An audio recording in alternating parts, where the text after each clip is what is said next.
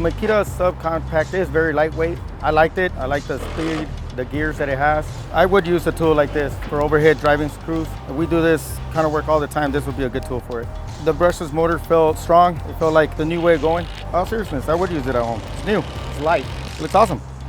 I like the color.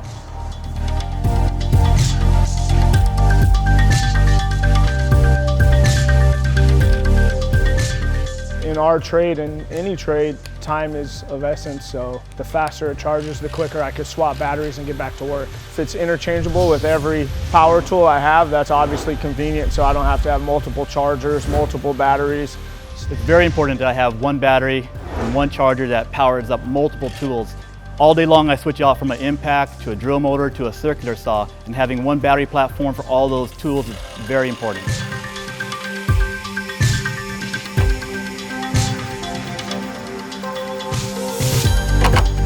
This compact drill fits in really tight space. It's got 18 volts. This particular battery is small, lightweight, makes this tool very versatile. If I need a longer battery life, I just grab the bigger battery.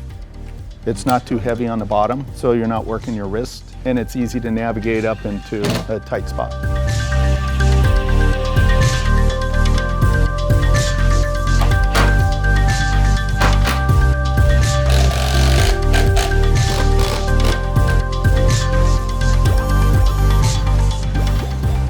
The new assist mode is great. I can see the benefit all day long and all the different screws that we use. Not stripping them out. When they jam, the assist mode helps. You're not ruining bolts all day.